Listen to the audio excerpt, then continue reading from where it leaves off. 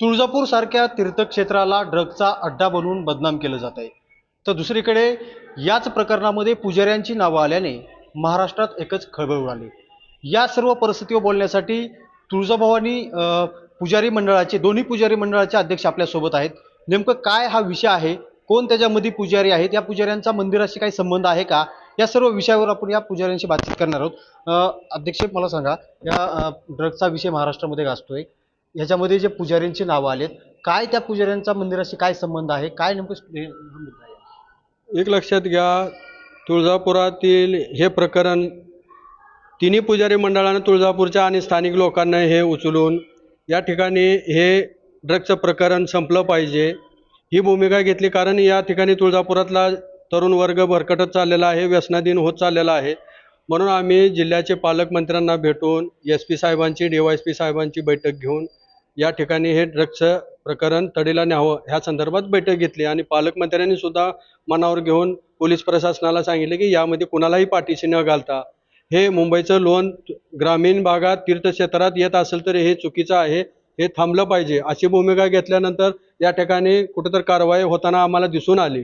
परंतु हे करत असताना मध्येच तुळजापुरातील पुजारी यामध्ये प्रकरणात अडकले आहेत आणि पुजाऱ्यावरती कारवाई आता होणार अशा स्वरूपाच्या बातम्या येऊन पुजाऱ्यांची संपूर्ण भारतभर म्हणा महाराष्ट्रभर बदनामी झाली. हे वास्तविकता चुकीचं आहे.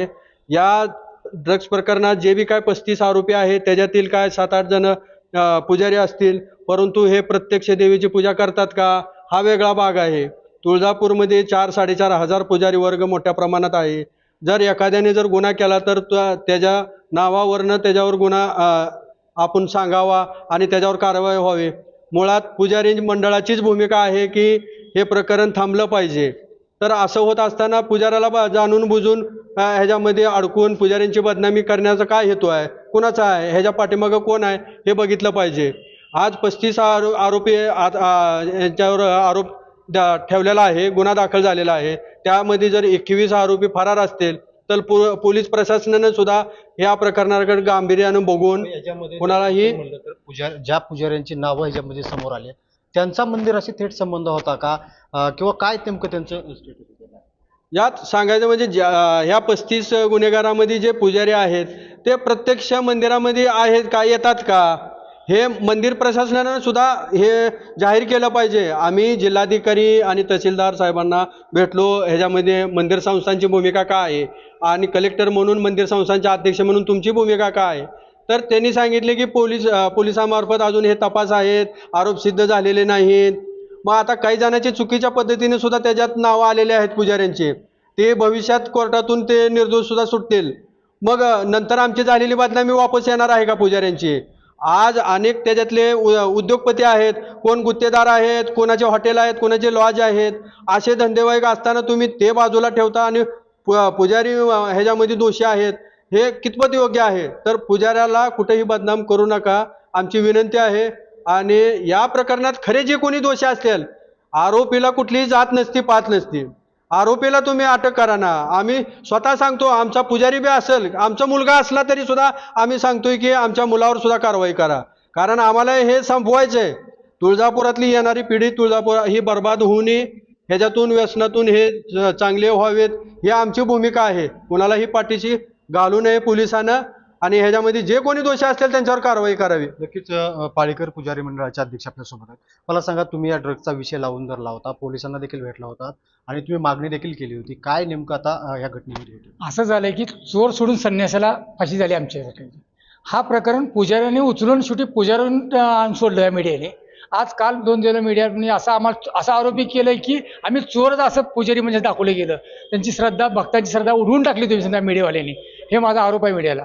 आम्ही असा विचार करतो तुमच्यावरच डायरेक्ट आम्ही गुन्हा का दाखल करू नये. कारण कुठेच जिल्हाधिकारी साहेबांनी कुठल्याच पत्रव्यवहार केला नाही किंवा आमचे पुजारी आहेत म्हणजे आम्ही मंदिर बंदी करणार आहे देऊळ कवायतप्रमाणे असं कुठेही आजपर्यंत झालं नाही. पण मीडियाने स्वतःचे असं का वाढवलं की मंदिर पुजारी बंद आहे, पुजाऱ्यांनी हे केलं, पुजाऱ्यांनी ते केलं. हे कुठंतरी विषय मीडियाच कुठंतरी नेत आहे का आम्हाला असा संशय वाटत आहे. कारण आज आमचं भक्तांचं आमचं एक वेगळं नातं आहे, ते नात्यात तुम्ही आज विष कालवलं. पण ह्याच्यामध्ये दुसरा जर भाग बघितला ज्या काही पुजाऱ्यांची नावं त्याच्यामध्ये आहेत ते पुजारी होते का मग असा त्याच्यामध्ये प्रश्न निर्माण होतो. पहिल्यांदा तुम्ही त्यांच्याकडनं पोलिसाकडनं तुम्ही नावं मागून घ्या, त्यांचे उद्योगधंदे काय ते तपासा. पहिल्यांदा तुम्ही कुठंतरी पुजारी म्हणून अशी काय बातमी केली की आज पुजाऱ्यांचं नाव इतकं वाईट घेतात की भक्त, असं काय तुम्हाला साध्य केलं मीडियाने मला माहीत नाही. की तुम्ही पहिले तपासा ते पुजारी आहेत का, पहिल्यांदा त्यांच्याकडनं यादी घ्या, मंदिराकडनं यादी घ्या, नंतर चेक करा. आज ज्या पुजारी मंडळाने बाहेर काढलं, आज तुम्ही त्यांनाच चोर म्हणून ठरवलं, हे कुठंतरी चुकी झालं. आणि त्यात कसं झालं की पुजारी मंडळाने जिल्हाधिकाऱ्यांना मंदिराला वारंवार पत्र दिलेत आम्ही की इथे बरेच भामटे पुजारी म्हणून वावरतात, ते भक्ताला फसवतात, त्यांचा राग भक्तांचा की हे इथलं फसवतात. हा 100% इथले चुकीचे एजंट लोक भक्तांना फसवतात, ह्याला वास्तव आम्ही मानत नाही. पण खरं आहे ही गोष्टी, त्या भक्तांना कुठेतरी त्याचा बी राग आहे कुठेतरी, आणि ते दोन्ही राग कुठेतरी आमच्या खऱ्या पुजाऱ्यावर अन्याय होत आहे. ते कधीच मंदिरांनी जर तात्काळ त्या टायमात निर्णय घेऊन बायोमेट्रिक कार्ड दिले असते, चुकीच्या भक्ताला म्हणजे चुकीच्या पुजाऱ्याला आत येऊ दिलं नसतं, म्हणजे जो पुजारी नाही त्यांना आत येऊ दिलं नसतं, तर हा विषय तेव्हाच थांबला असता. मंदिर संस्थांच्या अध्यक्षांकडे जिल्हाधिकाऱ्यांकडे काय मागणी असणार आहे तुमच्या? आता या सगळ्या गोष्टी सुरू आहेत, मंदिराची तुळजाभवानीची तुळजापूरची बदनामी होते, या सगळ्या गोष्टीवर काय मागणी थेट असणार? प्रथमतः आम्ही जिल्हाधिकारी साहेबांना सांगू इच्छित आहे की आपण आमच्याशी पाठीशी कायम राहावा. कारण आजपर्यंत त्यांनी कुठंच पुजाऱ्यांचं आहे असं कधी त्यांनी गांभीर्याने घेतलेलं नाही. आणि जर त्यांनी तपासून काही अशात आरोपी अडकले पुजाऱ्यांचे, ते स्वतः काही ॲक्शन घेतील आणि आम्ही स्वतः पुजारी मंडळासह त्यांची ॲक्शन घेणार आहोत. आता काही ट्रान्झॅक्शनमुळं काही जणांची नावं आले, झाले पुजारी. आज ट्रान्झॅक्शन म्हटलं तर कोण कोणाचे व्यवहार भरपूर झालेले आहेत. आता ट्रान्झॅक्शन कसं आहे, त्याच्या पुढीची किंमत काय, ते सातत्याने त्याच रकमेची गेली असेल तर ते दोषी राहणारच आहेत. पोलिसांनी काही आम्हाला चौकशीत मला असं बोलले की आम्ही ट्रान्झॅक्शन बघत आहे, 3,000चा 2,000चा ट्रान्झॅक्शन सातत्याने रोज होत असेल, तो आरोपी होणार आहे. काही मोठी रक्कम एकमेकाला घेतली तर ते आरोपी होणार नाहीत, तर ते ट्रान्झॅक्शन बघितले जातील. काही पुजाऱ्यांची नावं त्या ट्रान्झॅक्शनमुळे आले असेल ते तपासत आहेत, त्या तपासाचा भाग आहे पोलिसांचा, आम्ही त्यात हस्तक्षेप करणार नाहीत. पण हाही कुठेतरी वास्तविक बघावे माणसाने की पुजारी बदनाम होऊ नये. ही मीडियाला मी वारंवार विनंती करतोय की खरेच पुजारी ह्यात आहेत काय तपासा, आणि कुठेतरी भक्ताचा उडालेला विश्वास आम्हाला मिळवून द्या. नक्कीच आपण जर पाहिलं तर या प्रकरणामध्ये आता जिल्हाधिकाऱ्यांनी देखील लक्ष घालण्याची मागणी जी आहे त्या पुजारी मंडळाकडून करण्यात येते. बालाजी सुरवसे, साम TV, तुळजापूर, धाराशिव.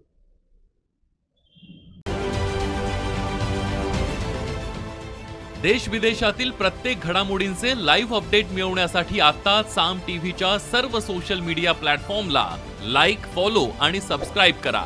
तसंच सर्व नोटिफिकेशनसाठी बेल आयकॉन प्रेस करायला विसरू नका.